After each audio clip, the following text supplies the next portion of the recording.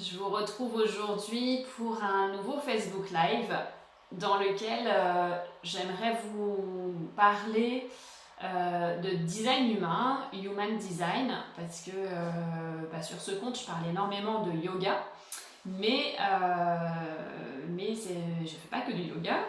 Et je trouve que c'est la bonne période en fait, l'entrée dans l'hiver pour en parler parce qu'on rentre dans une saison où on rentre dans une saison d'introspection, on revient un peu dans notre cocon intérieur, on marche un petit peu au ralenti, on a besoin de ralentir notre cadence, on a besoin de se retrouver.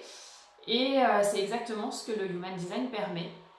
C'est-à-dire qu'on peut, grâce à la connaissance de sa carte énergétique de design humain, vraiment avoir une meilleure connaissance de soi. Pour revenir à l'origine de, pour moi, qu'est-ce que ça m'a apporté avant d'en parler, je voudrais revenir sur pourquoi c'est si important pour moi en fait. Lorsque je me suis rendu compte que j'étais plus épanouie dans mon milieu professionnel et qu'il y avait des choses qui ne me convenaient plus et je sentais physiquement en fait que j'étais pas bien, j'ai tout à fait été capable de dire ce que je ne voulais plus, sauf que quand on m'a demandé ce que je voulais faire, je ne savais pas. En fait, j'étais incapable de dire ce que je voulais, ce que je voulais faire. Et puis même une fois chez moi, en fait, je savais plus ce que j'aimais, qu'est-ce qui me procurait du plaisir, de la joie, j'étais perdue.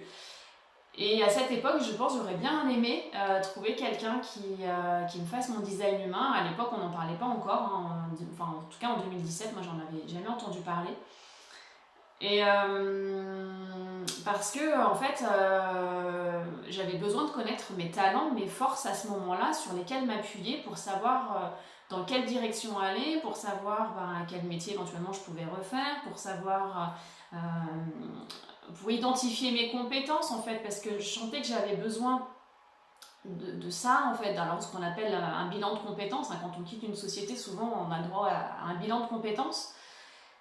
Mais moi, je savais qu'un bilan de compétences très terre à terre, ça ne me conviendrait pas en fait. J'avais besoin de quelque chose qui était un peu plus énergétique, qui prenait en compte la personne dans sa globalité.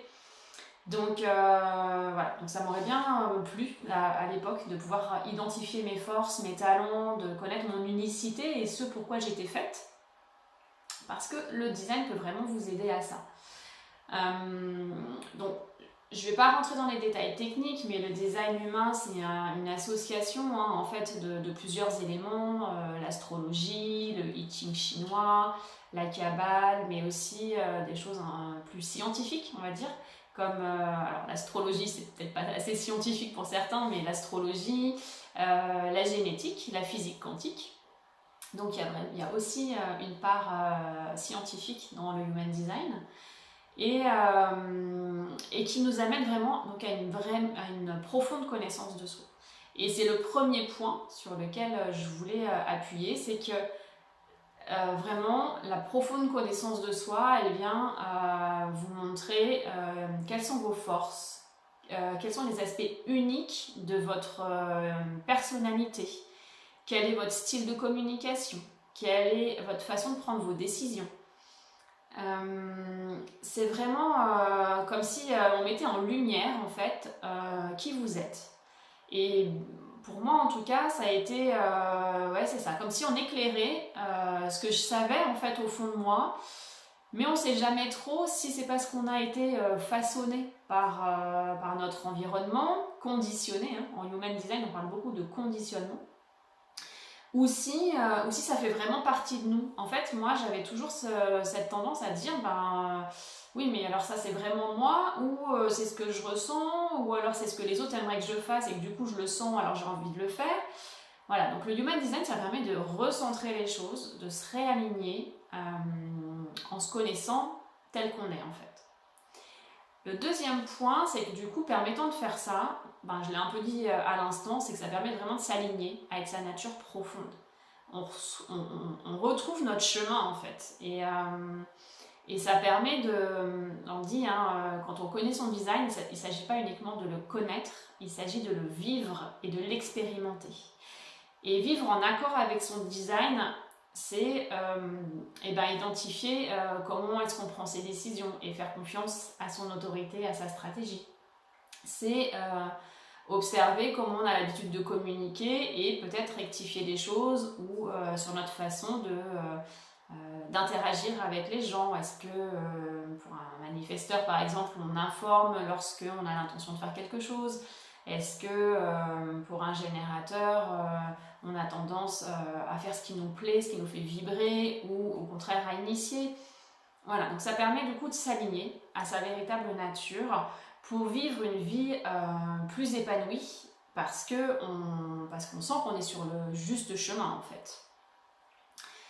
Ça permet une meilleure gestion du stress parce que de connaître son type énergétique, ça permet de mieux gérer son énergie, de gérer ses temps de repos, du coup de connaître un peu, alors même si on s'écoute, on arrive à connaître ses besoins en sommeil, savoir quand est-ce qu'on a besoin de s'arrêter, les temps de pause dont on a besoin dans une journée, mais on les écoute pas forcément.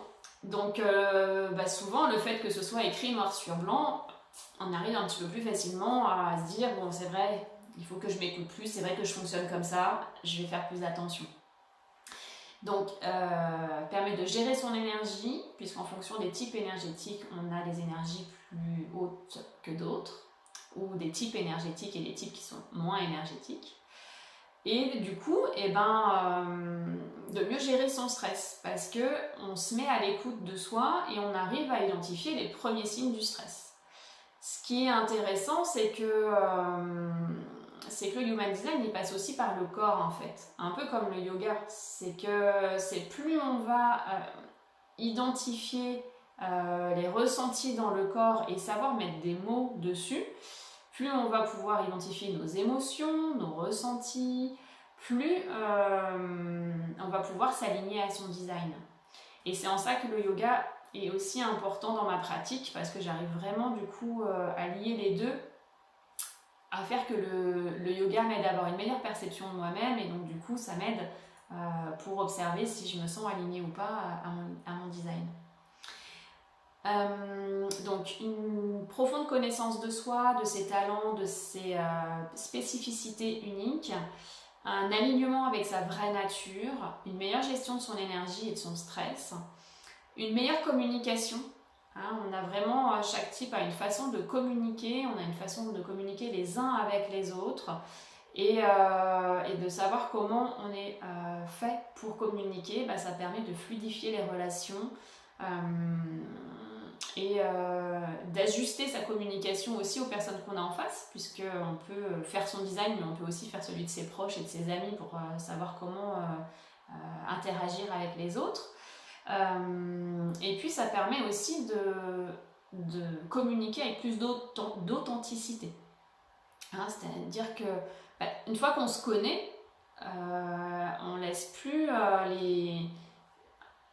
on laisse moins peut-être, on se laisse moins aller vers la façade en fait. On est plus authentique, on ose exprimer qui on est, et du coup ça crée des relations aussi plus authentiques et plus saines. Et le dernier point qui découle un peu de tout ça en fait, c'est que du coup le fait de mieux se connaître et d'avoir toute cette connaissance de soi, d'arriver à mieux gérer son stress, à mieux gérer son énergie, à mieux communiquer avec les autres, à savoir comment est-ce qu'on peut mieux prendre des décisions, quelle est sa façon propre de faire ses choix, et tout ça nous amène j'allais dire, c'est comme un tremplin en fait, dans le développement personnel, c'est un peu comme une croissance accélérée.